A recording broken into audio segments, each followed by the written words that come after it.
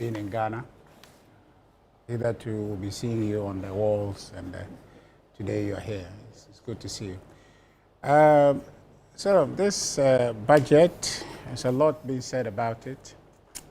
Very hopeful, people are saying. But I want us to contextualize all the verve around this budget and saying where we are as an economy going forward. It's a process. And the process, where we have gotten to in the process of managing our economy, started from a place. And we need not to cut short and appear to behave as though all of these things just started with some ingenious policies by the NDC finance minister, Atufos. They are building on a foundation they inherited. If that foundation were not good, they won't be anywhere near here. Which in essence means that we are in a better place because we've built on some foundation. A better way to reiterate what you've said is to say that it's a relay. And the one that handed the baton to them had recovered from a deficit, from a difficulty brought on by COVID-19, Russia-Ukraine war. Managing out of that has covered ground enough for you to be able to cross the line. Now you're in motion heading towards that. We haven't crossed the line, and of course we'll never cross the line because it's a business, it's work in progress. And so we handed them a baton after we have recovered sufficient grounds. They are maintaining that momentum. If you want to see how well they are doing, you have to see where they started from. And that acknowledgement must be offered. And in doing so, I want to say that the finance minister has been very disingenuous. He opens his budget by saying the inherited economy in distress. That is false. You inherited an economy that grew at close of day 5.7%, building on a 3.1% in 2023. Shows you... Maybe he inherited an economy with an inflation rate of about even that, I'll talk about 23%. That. Yes, I'm going to talk exchange rate of about 15 to That's 15 okay. No, cedis to okay. the I'll dollar. talk about other macro. Hold on. GDP. You're jumping ahead of time. No, I'm trying to explain perhaps what you meant by but I am doing the explaining. No, but I have to guide you. No, I'm guided. You don't need my guidance. No, I don't. But because that's another macroeconomic indicator that I'll come to after the GDP. Great. Right? The 54.1 GDP that we had in 2022, you saw the trend there too. Inflation, sorry. In 2022, you saw the process of disinflation from December, the high, December 2024, or 2022, 54.1, gradually till we left office about 23.7 or so. That shows you a recovery. That shows you a process leading to where, if the person handed the baton, maintained that momentum, okay, would be in line to cross the line. So that's what they inherited. That's what they inherited. If you look at the reserve position, I think we're looking at 11.4 billion or so. We recovered from, I think, 6.9 billion at one point to about 8.7 billion, or some put it at 9 billion when we're leaving office. Was it 6.8? Quick one. Yeah. But at the lowest of the low, when we got the reserves, at one point we had almost just 2 weeks. 2 weeks. No, that's not. It's about 2 weeks. I recall. If you raise that, that was at the height of the crisis. No problem. Yes. But I'm telling you that we recovered ground from a deficit, and we have recovered from there, and had given you a baton. So you have advantage. Okay, when they came in, and so the reserve position was building when they came in. So you cannot today just say that they came and then, by some magical policy, we are here today. No, you cannot put that narrative out there. So we have grown from a place what they are doing, or what commendation, if any, to be given to them, is to say that they have maintained the momentum they inherited. That's plain and simple what it is. Have they been You understand? disciplined? Because Atufosi makes a big deal of fiscal discipline. Have they been disciplined?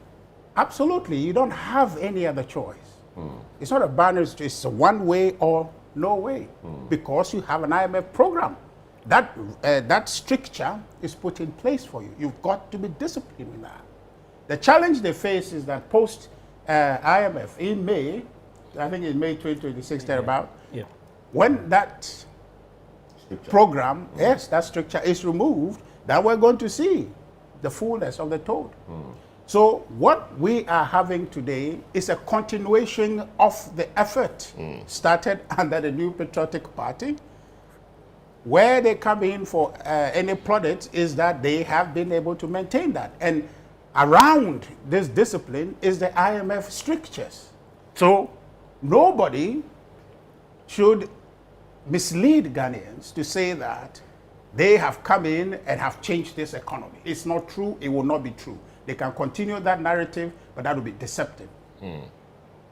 What question I have is, and Doc, you are here, is to ask, what is the commensurate impact of this in terms of poverty alleviation?